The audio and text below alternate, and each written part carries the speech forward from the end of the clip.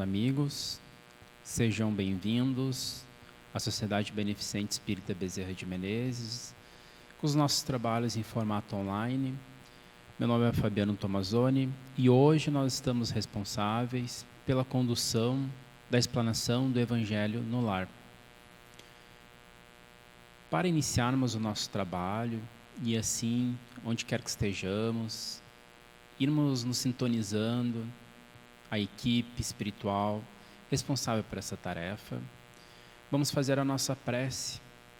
Convido a todos para que, na medida do possível, possamos cerrar nossos olhos físicos e, nesse ato da prece, que é a conversa com Deus, nosso Pai, que possamos agradecer profundamente pela nossa vida, agradecer ao Pai por nos dar o suporte necessário, o suporte material e espiritual, para esse processo reencarnatório, que é essa oportunidade de aprendizado a qual estamos vivenciando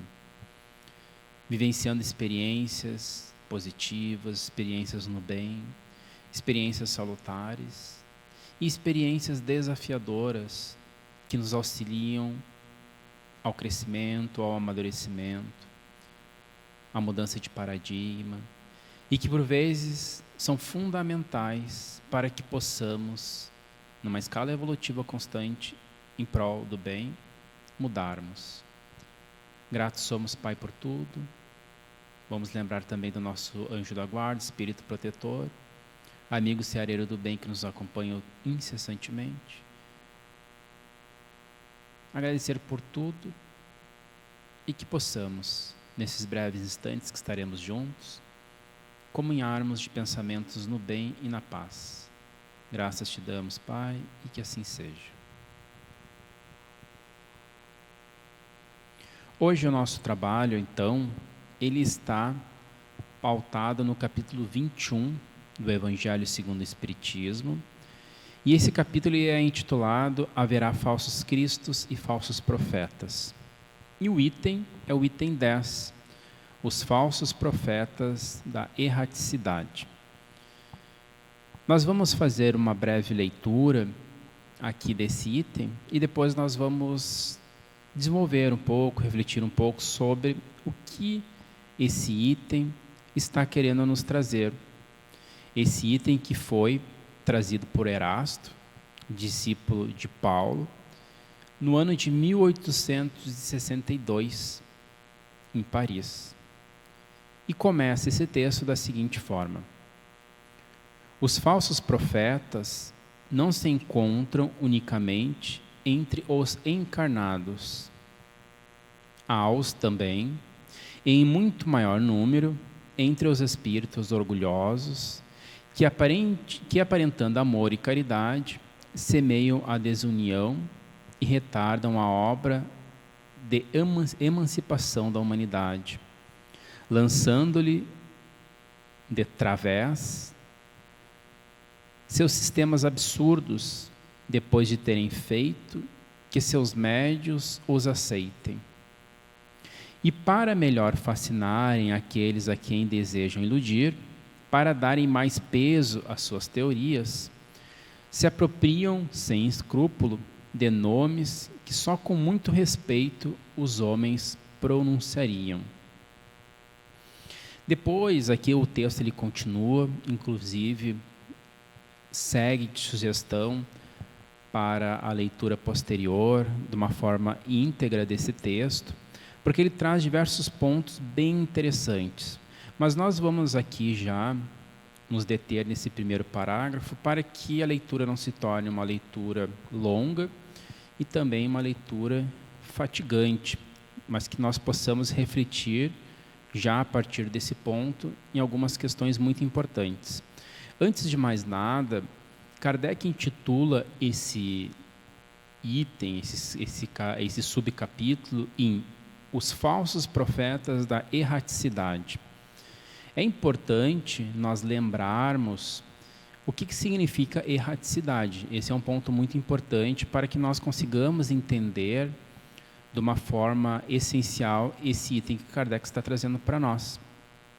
Kardec nos mostra que, no momento que ele começou a fazer a codificação da doutrina espírita, ou seja, ele começou a trazer à tona os espíritos, os ensinos da espiritualidade, ele colocou para nós que haveria, nesse momento, também a importância de criar nomenclaturas novas para essa teoria, para essa doutrina que estava emergindo. E uma das palavras que Kardec compôs a doutrina espírita, que é uma palavra nova até então, é a palavra erraticidade, que refere-se àqueles espíritos que a erraticidade é o local que está, né?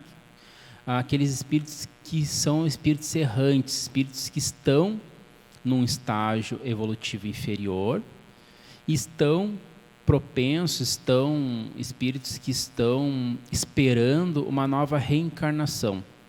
São aqueles espíritos que, após o desencarne do corpo físico, eles ficam na erraticidade.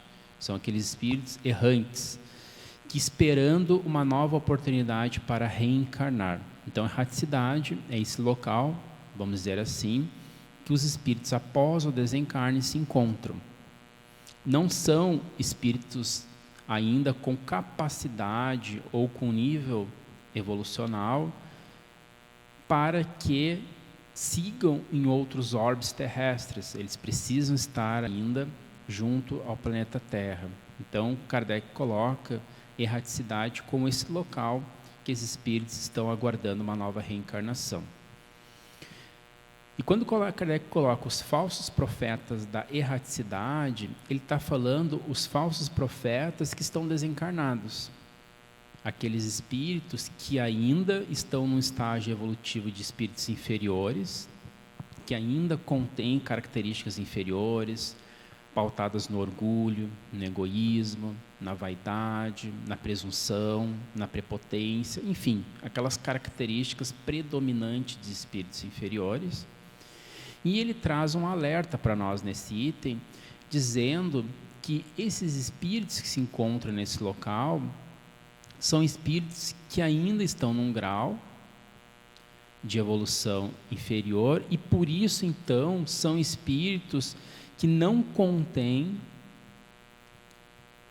todo o conhecimento e toda a moralidade capaz de mudar o curso de algumas nações, de algumas pessoas, de algum grupo de pessoas. São aqueles espíritos que, por vezes, seus únicos objetivos, ou seu único objetivo, são objetivos egoísticos, objetivos egocêntricos, objetivo ao qual eles querem sanar apenas as suas necessidades íntimas, sem pensar no coletivo.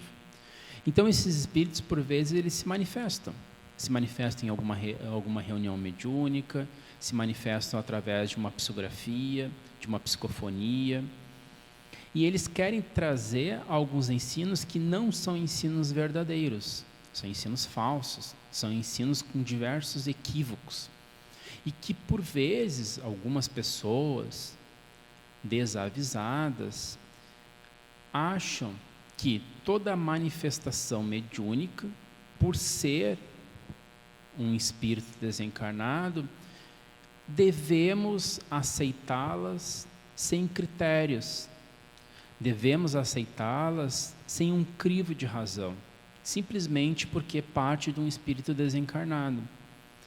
E também é um alerta muito interessante que Kardec nos traz, e que, por vezes, espíritos utilizam nomes de pessoas muito conhecidas e pessoas que têm um carinho ou um respeito muito grande por nós seres humanos, e eles utilizam desses nomes para validarem os seus ensinos. Então, eles utilizam, por exemplo, o nome de Bezerra de Menezes, utilizam o nome de Maria de Nazaré, o nome de Jesus. Vai lá, uma carta psicografia, Jesus, tentando proporcionar legitimidade para aquele ensino ali. E Kardec nos traz isso de uma forma muito clara de que o mais importante de qualquer tipo de manifestação mediúnica não é quem o está trazendo, mas o teor dessa manifestação. Se essa manifestação, seja ela de que forma for, psicografia, psicofonia, enfim, diversas outras formas mediúnicas, se essa manifestação ela é uma manifestação que está proporcionando um alento, um consolo, um esclarecimento, está nos auxiliando a tomarmos as nossas decisões um pouco mais assertivas, está acalmando os nossos ânimos, está nos auxiliando a nossa condução, as nossas ações no bem, na paz, na harmonia, é isso que é o mais importante, e não o nome. O nome é secundário, o nome não é o que mais importa. Hoje nós estamos em plena era digital e conectados com redes sociais, com aplicativos de mensagens instantâneas, e por vezes nós recebemos diversas mensagens e às vezes a gente nem lê, muitas pessoas às vezes nem leem a mensagem na sua integridade, mas veem que é uma mensagem que foi psicografada em tal dia, por tal médium, e é um nome, Bezerra de Menezes, e já começa a passar a mensagem, nem sabe se essa mensagem ela é verdadeira ou não. Então aqui Kardec nos alerta, aliás, ele nos alerta em todo esse capítulo, que é o capítulo 21, para que nós, que somos pessoas espíritas, ou adeptos ao espiritismo, ou simpatizantes ao espiritismo, para que nós, antes de qualquer coisa, nos atentemos ao teor da mensagem. Porque assim como existe falsos profetas encarnados, aqueles que falam coisas e suas atitudes são incongruentes com a fala, assim também ocorre no plano espiritual. Espíritos que vêm com palavras lindas, mas que as suas atitudes são incongruentes com essas palavras. Então esse é um alerta que Kardec nos traz nesse capítulo. Irmãos, o Evangelho no lar é uma prática das mais simplórias que existe. Jesus já fazia o Evangelho no lar. Jesus, quando encarnado, reunia os seus apóstolos, que era a sua família espiritual, reunia os seus seguidores e profetizava, trazia os ensinos.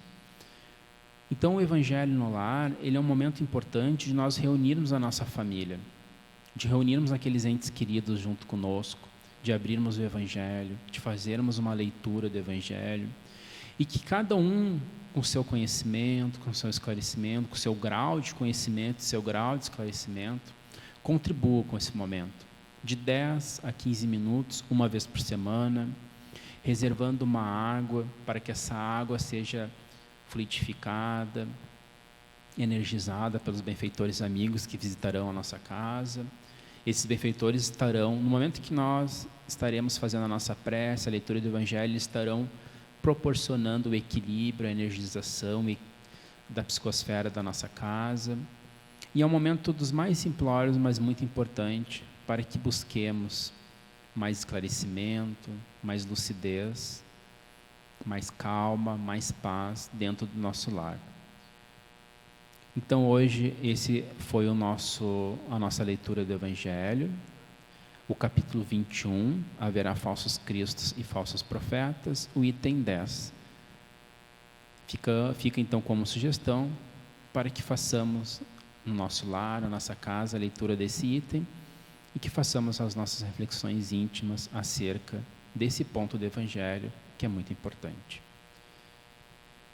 Vamos fazer a nossa prece de encerramento, envolvidos em luz e paz.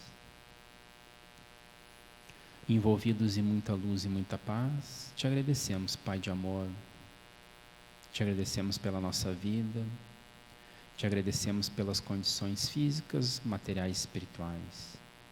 Jesus, Mestre do caminho, nos auxilia para que possamos seguir-te a todo instante, proporcionando todas essas benesses que recebemos para os nossos irmãos do caminho.